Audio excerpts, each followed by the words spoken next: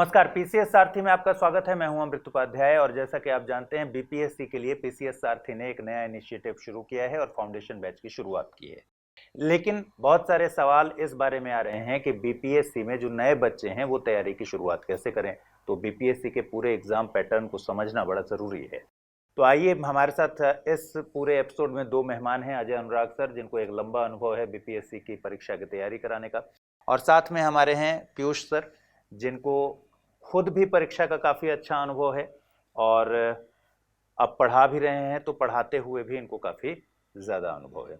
चलिए एक एक करके बातचीत शुरू करेंगे। सबसे पहले पीयूष, आपसे जानना चाहते हैं कि पूरे अगर बीपीएससी के पैटर्न को संक्षेप में समझना चाहें किसी नए बच्चे के लिए, तो आप समझाने में अगर इंटरेस्टेड हों तो थोड़ा सा समझाइए कि एक नया बच्चा, मान लीजिए मुझे बीपीएससी का एबीसीडी कुछ भी नहीं पता, तो मैं बीपीएससी की तैयारी की अभी सोच रहा हूँ, क्या क्या चीज़ें आती हैं उसमें? पहले सर हम स्टेज के बारे में बात करते हैं कि ये आपको 3 स्टेज में होता है एग्जाम।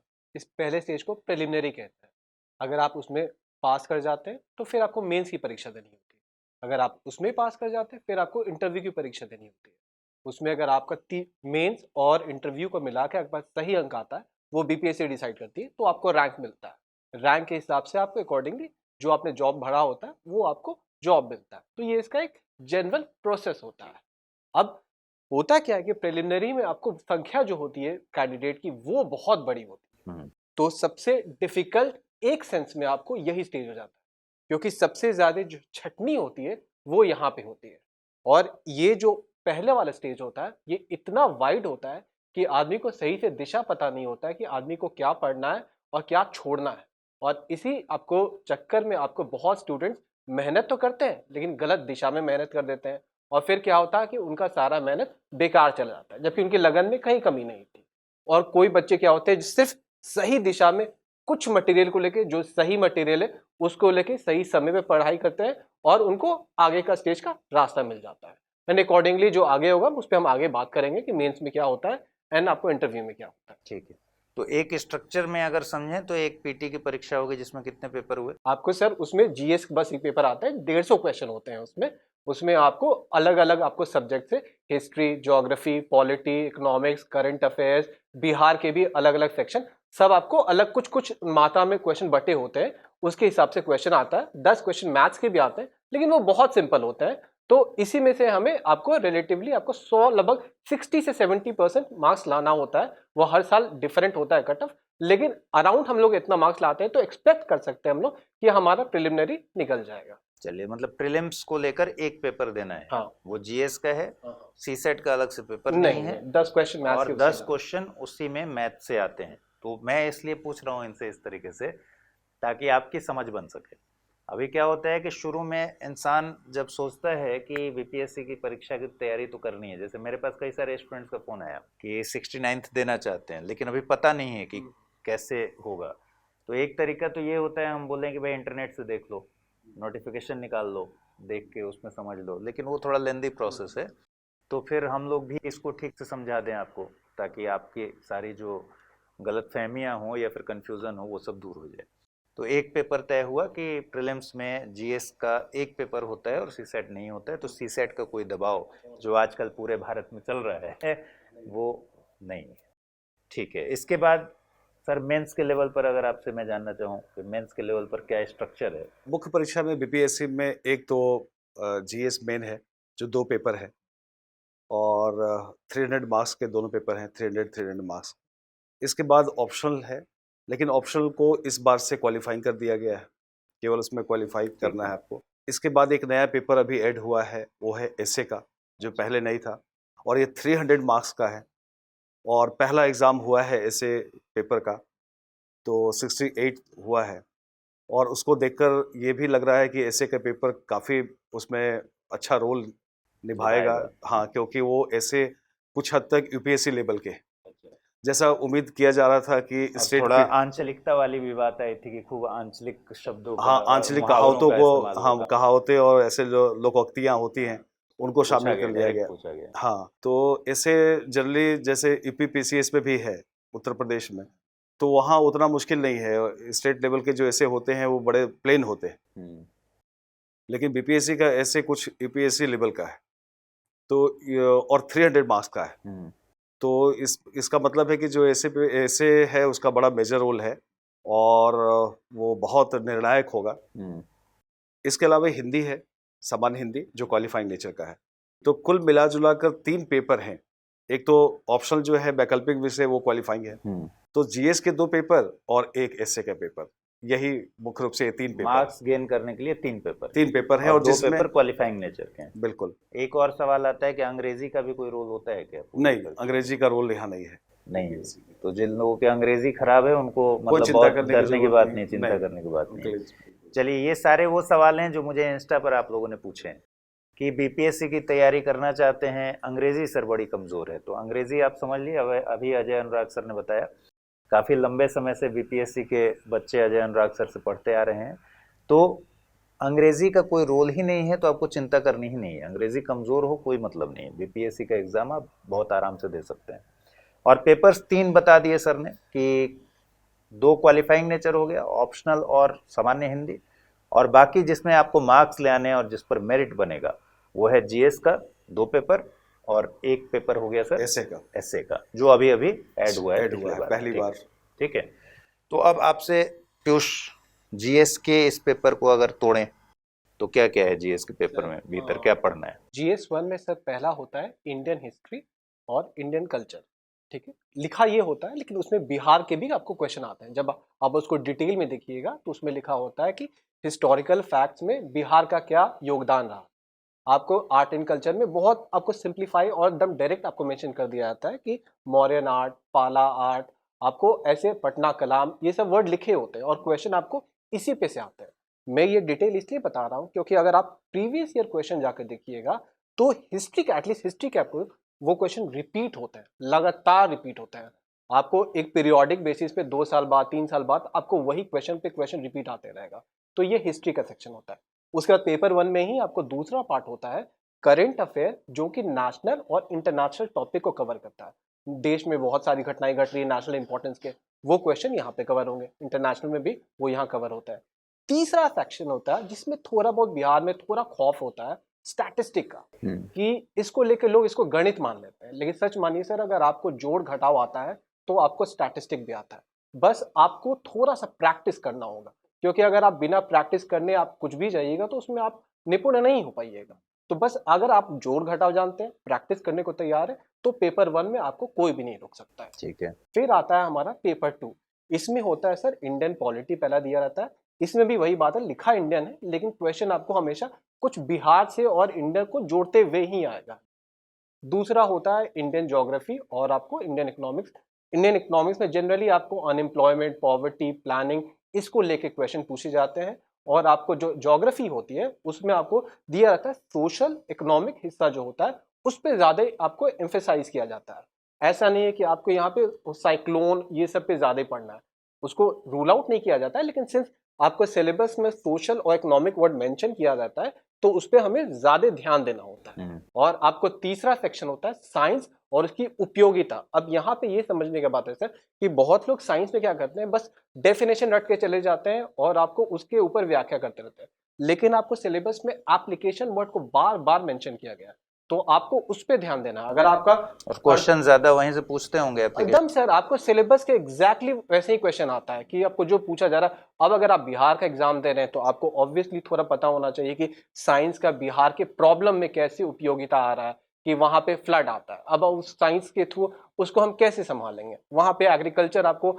बहुत बड़ी संख्या है, तो एग्रीकल्चर में साइंस का क्या रोल हो सकता है। तो साइंस के क्वेश्चन है लेकिन आपको वहां पे जुड़े हुए एप्लीकेशन बेस्ड है। तो ये हमारा सिलेबस है मेंस का सर। तो मेंस का आपने पूरा सिलेबस समझ लिया और ये सारी चीज़ें आप नोट भी करते रहिएगा। एक अगर आपको नहीं पता है तो, अगर पता है तब तो कोई बात ही नहीं, नोट कर लीजिएगा ताकि एक स्ट्रक्चर दिमाग में बन जाए। सर मैं स्टैटिस्टिक में एक बात बोलना चाहूँगा। स्टैटिस्टिक्स में एक बच्चे बहुत बड़ी गलती करते हैं कि वो वहाँ पे सारा कैलकुलेशन करके आ जाते हैं, और जबकि सिलेबस में आप देखिएगा तो उसमें लिखा रहता है कि आपको बताना है कि निष्कर्ष क्या निकलता है, तो सिर्फ कैलकुलेशन निकाल के छोड़ना नहीं है। अब मान लीजिए सर आप एसडीएम बन जाते हैं, आप तो फिर आपके पास डेटा आता है, कुछ भी आपको प्रॉब्लम के डेटा है, तो डेटा लेके आपको याद थोड़े करना है, आपको उसको समझना है, उससे निष्कर्ष निकालना, कंक्लूड करना है और कि यही इसका आपको क्या है। सिलेबस में भी लिखा हुआ है। तो बच्चे क्या करते हैं, वो लास्ट में जो कंक्लूजन लाइन होता है वो लिखते नहीं तो मार्क्स और कट उसमें जाते मार्क्स कटता है। तो फिर लोग बोलते हैं मैंने तो आंसर लाया था, मुझे कम क्यों मिला। तो ये बात ध्यान देना, क्योंकि ये सिलेबस में लिखा हुआ है। चलिए, बहुत ही ये ज़रूरी चीज़ें हैं जो मिस हो जाती हैं तैयारी के दौरान। इतनी सारी चीज़ें करनी होती हैं कि ध्यान नहीं। बिहार में बिहार स्पेसिफिक का कितना वेटेज? अच्छा रोल है उसमें, क्योंकि अमूमन सारे सेक्शन में जहाँ जहाँ संभावना बनती है बिहार को ऐड कर दिया जाता है। ज्योग्राफी में, पॉलिटी में, इकोनॉमी में, हिस्ट्री में, इवन हिस्ट्री में बने बनाए क्वेश्चंस आते हैं बिहार से, बिल्कुल।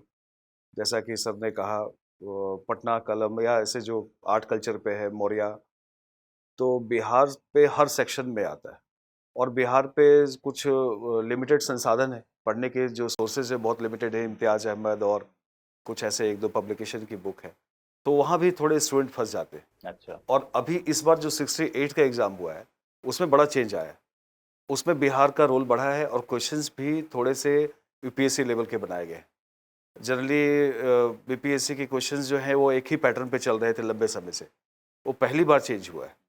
और जैसा कि चेयरमैन ने कहा भी है कि हम इसका लेवल बढ़ाएंगे और यूपीएससी लेवल का करेंगे, तो लगता है कि आने वाले टाइम में ये क्वेश्चंस और भी डायनेमिक होंगे। सर ने बहुत अच्छी तरीके से समझाया, लेकिन मैं एक अंश और जोड़ना चाहूँगा कि सर आपको वहाँ पे जितने क्वेश्चन आते हैं सारे बिहार के क्वेश्चन, आपको बहुत क्वेश्चन में लिखा नहीं रहेगा कि ये बिहार का क्वेश्चन है, लेकिन अगर आपने उसमें बिहार का अंश नहीं डाला है तो आपको मार्क्स कम मिलेगा। तो ये अंडरस्टूड आपकी है कि समझ। उसमें आप उसमें डाल आप दीजिए। सोचिए ना सर, आप बिहार का एग्जाम दे रहे हैं, अब भले क्वेश्चन आपको कोई भी जनरल टॉपिक पे आता है, लेकिन कोई ना कोई लड़का ऐसा होगा जो उसमें बिहार का आंसर लिखेगा, कुछ अंश जोड़ेगा, तो उसको कोई भी जो चेकर होगा वो ज्यादा मार्क्स क्यों नहीं देगा। तो ये बात आपको समझ के चलना है, आपको क्वेश्चन मेंशन किया हो ना हो, आपको बिहार के थोड़े अंश डालने ही होंगे। और जिसमें बड़े अच्छे क्वेश्चंस बनाए जाते हैं, जैसे डीपीएसपी में बिहार में क्या काम हो रहा है, अच्छा, फंडामेंटल राइट्स को कैसे बिहार में लागू करने में क्या बाधाएं हैं, फिर राजनीति को लेकर बिहार की राजनीति, जातीय जो समस्या है, तो हमेशा किसी न किसी एंगल में इकोनॉमी में भी होता है, बिहार के बजट और बिहार के योजनाओं को लेके, बिहार के जो स्कीम्स और कार्यक्रम जो चल रहे हैं। तो खासकर पॉलिटी में हमने देखा कि पॉलिटी में इतना डायनेमिक क्वेश्चन कहीं और देखने को नहीं मिलते। संसदीय व्यवस्था में बिहार की क्या भूमिका हो सकती है, कुल मिलाकर पूरी तरह से अवेयर रहने की जरूरत बिल्कुल होती है। हर एक सेक्शन को पढ़ते हुए उसमें बिहार का एंगल देखना जरूरी है कि देखिए, बिहार और में क्या अपडेट भी डेवलपमेंट रहना पड़ता होगा बिल्कुल कि अभी की क्या स्थिति अभी है। क्या स्थिति है। तो ये सारी जो प्रॉब्लम्स हैं, जैसे अब एक कंटेंट वाली प्रॉब्लम है कि बिहार स्पेसिफिक बहुत ज़्यादा स्टडी मटेरियल नहीं है। थोड़ा सा मैं ये भी चाहूँगा कि जो बीपीएससी का फाउंडेशन बैच अभी शुरू हो रहा है उसके बारे में भी आप जानकारी दीजिए कि इन सारे प्रॉब्लम्स को किस तरीके से आप उसमें काउंटर कर रहे होंगे। सर आपका आंसर देने से पहले मैं एक बात कहूँगा कि दो टाइप के बच्चे होते हैं, जो एक होते हैं जो एक बार एग्जाम देते हैं और उसी बार निकाल लेते हैं, और दूसरे सेट होते हैं कि वो बार बार देते हैं। ऐसा नहीं कि वो पढ़ाई नहीं कर रहे, वो भी पढ़ाई कर रहे हैं, लेकिन हमेशा उनका दिशा अलग होता है। और ये पहले और दूसरे सेट में पता है अंतर क्या होता है सर? पहले वाले जो बच्चा है उनका फाउंडेशन जो होता है वो काफ़ी स्ट्रांग होता है। अब फाउंडेशन का मतलब क्या होता है? इसका मतलब होता है कि आपको सही दिशा पता है, आपके पास सही रिसोर्सेज है, और आपने सही समय पे अपने आप को सही तरीके से इवैल्यूएट किया, दैट इज टेस्ट पेपर आपको। तो ये होता है फाउंडेशन कोर्स।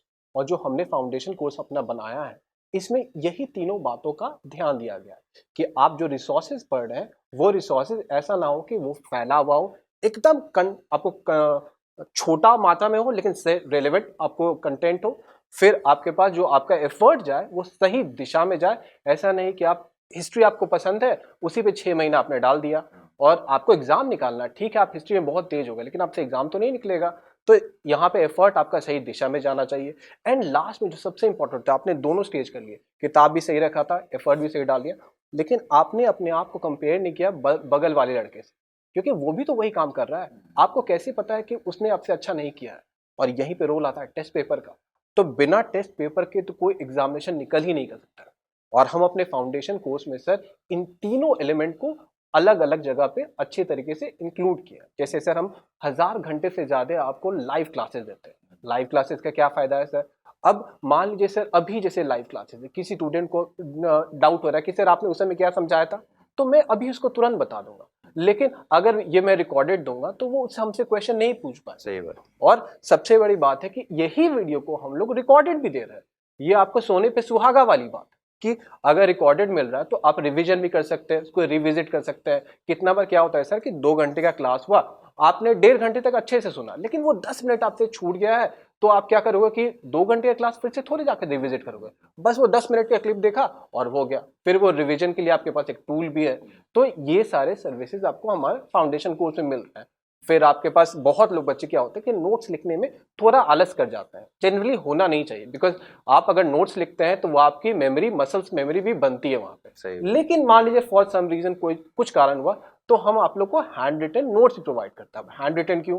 अब आप देखिएगा जितना भी डॉक्यूमेंट वाला होता है, हम एक जगह बुक पढ़ रहे हैं, ठीक है, लक्ष्मीकांत पढ़ा, हमने अपना कोर्स का मटेरियल दिया, सब जगह आपको वही फॉन्ट है, और फिर वही फॉन्ट अगर हम नोट्स में भी अपना याद करें तो कुछ बोरिंग टाइप का हो जाता है। लेकिन जब हैंड रिटन नोट्स मिलता है आपको, तो बस फॉर सम रीजन, वो साइकोलॉजिस्ट जानते होंगे, वो याद होता है। सही बात। तो जब ये आपको मिलता है तो आपको याद करने में आसानी होती है, और साथ में आपको ये विश्वास होता है अरे आज मेरा ये नोट लिखना छूट गया था तो मुझे मिल जाएगा। तो आपके पास ये अश्योरेंस है कि मैं जब अगले क्लास में जा रहा हूँ तो मेरे पास ऐसा नहीं कि पिछला वाला क्लास मेरा छूटा हुआ है। अब वो मुझ पे निर्भर करता है कि मैं कितना तैयार हूँ उस नोट्स को पढ़ने के लिए या ना पढ़ने के लिए। फाउंडेशन कोर्स के बारे में आपने बहुत सारे फीचर्स जान लिए, इसके साथ ही मेंटोरशिप की सुविधा है, उसके बारे में भी अगर थोड़ा सा एकदम सर, वो तो सबसे इम्पोर्टेंट है सर। आप सर कितने ऐसे बच्चे होते हैं सर जो कि जिंदगी भर पढ़ाई करते हैं, 8 महीने पढ़ाई किया, 9 महीने 10-10 12 घंटा पढ़ाई किया, और जैसे एग्जाम क्रीप इन आता है, आपको नजदीक आता है, वैसे उनमें एक थोड़ा डर आ जाता है। और डर वो इसलिए होता है क्योंकि उन्होंने मेहनत की है और उनको लगता है कि मेरा मेहनत बर्बाद ना चला जाए, और इस कारण से क्या होता है कि वो बोलने लगता है कि मुझे एग्जाम नहीं देना, मुझसे नहीं हो पाएगा। और ऐसे समय पे जो टीचर आपको पिछले 8-9 महीने से देखते आ रहा है, वो अगर आपको बताएगा नहीं देखो तुमने मेहनत की है, तुम्हारा यहाँ गलती हो रहा था, तुमने सुधार लिया, बेसिकली आपको दिशा देगा, आप में कॉन्फिडेंस जगाएगा, तो आप अपने मेहनत को एक्चुअली में यूटिलाइज कर पाते हो। और ये तो मैंने फिर भी अंत का बताया, लेकिन कितने बार होते हैं बच्चे शुरू में ही सर इतने सारे बुक है, मैं कैसे पढूं, मैं कहाँ से पॉलिटी से स्टार्ट करूँ, हिस्ट्री से स्टार्ट करूँ, वो स्टार्ट ही नहीं कर पाते हैं शुरू में। वहां पे आपको मेंटर्स जो होंगे दिशा देंगे आपको। फिर आपको बीच में कभी आपने टेस्ट सीरीज दिया, आपको बहुत कम लो स्कोर आ गया, तो आपको लगेगा कि मैं तो इतने दिन से पढ़ रहा था लेकिन मुझे स्कोर एकदम लो आ गया, अब मैं क्या करूं? वहां पे आपको मेंटर्स बताएंगे कि देखिए ये इस एग्जामिनेशन का पार्ट है, ये हिस्सा होता है, सबको होता है, हर टॉपर्स को होता है, तो बेसिकली वो आपके सारथी है, आपको बस मेहनत करना है और वो आपको आगे ले जाएंगे। चलिए, तो इसीलिए पीसीएस सारथी आप देख रहे हैं। सारथी कौन है आपको पता है। अजय सर से ज़रा एक बात और पूछ रहे हैं, आपने इतने सारे बच्चों को पढ़ाया है, एक कोर्स में इनरोल होने का कि मतलब ऐसे क्या फ़ायदे हैं, क्यों कोई कोर्स में इनरोल हो, जबकि आज के दौर में यूट्यूब पर तो बहुत सारी क्लासेस ऐसे पड़ी हुई हैं, ठीक है, बिखरी हुई हैं, लेकिन अगर कोई अच्छे से खोज निकाले तो 4 ऐसे चैनल मिल ही जाएंगे जिस पे 4 तरीके से उसको बेस्ट तैयारी की जा सकती है उसके लिए। हाँ, आपकी बात ठीक है, लेकिन मैंने जो महसूस किया काफ़ी लंबे समय से पढ़ाते हुए बीपीएससी के लिए, कि इतना होने के बावजूद भी स्टूडेंट्स के पास अभी जो एक सफिशिएंट स्टडी मटेरियल चाहिए, एक सिस्टमेटिक, क्योंकि एक बड़े मजे की बात है कि हर बार बीपीएससी का जो पैटर्न है वो एक ही टाइप का रहा है, पहली बार चेंज हुआ है, 68 में चेंज हुआ है। इतने दिनों से पैटर्न एक तरीके का है, एक ही तरीके के क्वेश्चंस पूछे जाते हैं, बिल्कुल आप गेस कर सकते हैं कि ये टॉपिक इस बार आ रहा है, मैंने तो किए हैं, और वो बहुत सारे पेपर में बिल्कुल वही क्वेश्चंस आ गए, स्टूडेंट कहते हैं, और जो तो ये सारा कुछ होने के बावजूद फिर स्टूडेंट लिख क्यों नहीं पाता? क्योंकि वहाँ मेरा अनुभव ये रहा कि वहाँ 2 तरह के स्टूडेंट हैं। एक जो है वो बिल्कुल बीपीएससी के दायरे में है, उनको लगता है कि जितना हमने पढ़ा है, जो यहाँ लोकल जो हमारी किताबें हैं पटना से पब्लिश होते हैं जनरली, वो वहीं से काम चल जाएगा। कुछ स्टूडेंट ऐसे हैं जो दिल्ली में रहते हैं या इधर-उधर जो बाहर है, उनके पास ऐसा स्टडी मटेरियल है जो वहाँ से मैच नहीं करता। ये दोनों गैप हमने देखा है कि इनका आंसर्स एकदम बिल्कुल अलग है, और वो लिख रहे हैं, वो अपना जो उनका सोर्सेज है उससे लिख रहे हैं। तो एक बड़ा गैप है। अगर हम लोग जो कर रहे हैं, अगर इस गैप को हम लोग मैच करते हैं, उस गैप को फुलफ़िल करते हैं, तो एक बड़ा एक उसके लिए जो रिक्वायरमेंट है वो हम लोग फुलफ़िल कर पाएँगे, और उसकी बहुत ज़रूरत है। हमने देखा है कि उसकी बहुत ज़रूरत है, क्योंकि कहीं भी ना तो ठीक से कोई ऐसी बुक है, जहाँ-तहाँ से लोगों को मैनेज करना पड़ता है। जो कोचिंग के स्टडी मटेरियल है, जो जनरली यूपीएससी वाले हैं, वही उसको बीपीएससी लिख के ऊपर दे दिया जाता है कि बीपीएससी का है। सही बात। जैसे अभी भी कोई ऐसी बुक नहीं है जिसमें बिहार का जो भी इश्यूज़ है उसको उसके साथ कोरिलेट करके दिया हुआ, ऐसा कुछ भी नहीं है, ऐसा कोई स्टडी मटेरियल नहीं है। जो चैनल्स हैं वो सब बिहार के नाम पे क्या कर रहे हैं, वो प्रीलिम्स का ही सब कुछ दिए जा रहे हैं कि बस प्रीलिम, क्योंकि एक बड़ा चैलेंज हो गया है प्रीलिम्स पास करना, लोग प्रीलिम्स से क्लियर नहीं कर पा रहे हैं। मैंने देखा है, मैं मेंस के लिए ही क्लास ले रहा था, प्रीलिम्स के लिए मैं क्लास नहीं लिया जितने दिनों तक मैं रहा, और सारे बैचेस बड़े बड़े मोर देन 400 स्टूडेंट्स वाले बैचेस हम लिए।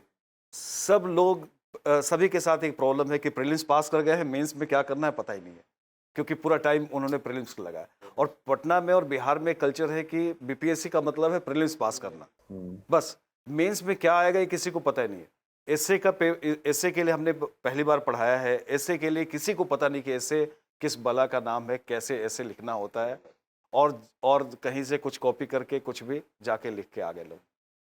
जबकि जो चेयरमैन है अभी, वो चेयरमैन एकदम जिद पे अड़े हुए हैं कि बीपीएससी के लेवल को अपग्रेड करना है। वो एकदम सारे प्रीलिम से लेकर मेंस तक वो एकदम पूरी तरीके से यूपीएससी लेवल के करने पर तुले हुए हैं। तो जब तक स्टूडेंट इसको नहीं समझेगा कि क्या अप्रोच बीपीएससी का हो रहा है, बीपीएससी के जो एसए के पेपर है उसका भी लेवल आप देख सकते हैं, कोई एकदम सभी स्टेट से डिफरेंट है। तो जब तक उसको नहीं समझेंगे कि कमीशन का नेचर कैसा है, कमीशन का चेयरमैन क्या चाहता है, तो फिर हम उसके अकॉर्डिंग तैयारी नहीं करवा सकते। तो उस काम को करने की जरूरत है। हाँ, सही बात है। तो फाउंडेशन कोर्स में इन सारे पहलुओं को, क्योंकि इतने सारे एक्सपर्ट्स हैं हमारे साथ, तो इन सारे पहलुओं को ध्यान में रख के कोर्स को डिजाइन किया गया है कि आपको क्या क्या असुविधाएं जनरली होती। जैसे एक बड़ा पॉइंट सर ने इंडिकेट किया कि बिहार में जो माहौल है कि प्रीलिम्स की तैयारी हो जाए, प्रीलिम्स किसी तरीके से हो जाए, लेकिन उसके बाद ये नहीं पता है कि मेंस में करना क्या है। तो ये एक बड़ी दिक्कत की बात है कि आपका फाइनल रिजल्ट जब तक नहीं आएगा, आप किसी भी परीक्षा के अंत तक भी पहुंच जाएं और फाइनल रिजल्ट ना आए, तो फिर सफलता अंतिम तौर पर तो इसे नहीं कहा जा सकता।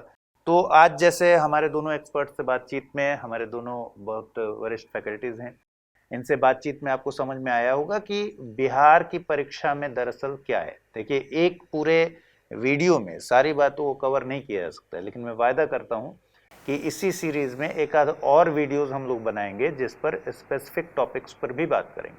लेकिन आज एक ओवरऑल समझ मेरे ख्याल से बन गई होगी बच्चों की कि बीपीएससी में एग्जाम का पैटर्न क्या है, किन चीज़ों का ख्याल रखना है। अगले वीडियो में फिर हम लोग किसी स्पेसिफिक टॉपिक पर बात करेंगे बीपीएससी के। अपना ख्याल रखिए, ठीक से पढ़ाई कीजिए। जिस फाउंडेशन कोर्स की बात हो रही है उसमें अगर एडमिशन लेना हो तो आपको 15 तारीख से सर हमारा ये कोर्स स्टार्ट हो रहा है। आपको हम लोग ऑलरेडी स्टडी आई क्योंकि वेबसाइट पे जाइएगा तो आपको वहाँ पे पीसीएस सारथी का एक सेक्शन दिखेगा। अकॉर्डिंगली आपको वहाँ पे दिशा दिया गया है कि आपको कैसे आगे बढ़ना है, और आप आगे बढ़िएगा, आप अकॉर्डिंगली आपको बता दिया जाएगा क्या करना है क्या नहीं करना। 15 जुलाई से शाम में 6 बजे से 15 जुलाई शाम 6 बजे से पहला लाइव फाउंडेशन बैच बीपीएससी का शुरू हो रहा है। और सर ने जैसा बताया कि आप वेबसाइट पर, ऐप पर, हर जगह इसको तो खोज ही लेंगे। साथ ही इसी वीडियो के डिस्क्रिप्शन बॉक्स में भी देखिएगा तो बिहार के बीपीएससी लाइव फाउंडेशन बैच का लिंक दिया होगा, उसको भी क्लिक करके आप इसको परचेस कर सकते हैं। चलिए, अपना ख्याल रखिए, जुड़ जाइए तैयारी में, और जुटकर तैयारी करके और एग्ज़ाम निकालिए। हम सारे लोगों की शुभकामनाएं हैं। आप लोगों का बड़ा शुक्रिया, बहुत बातचीत की आप लोगों ने, लंबा वक्त दिया, और आप सबका भी नमस्कार।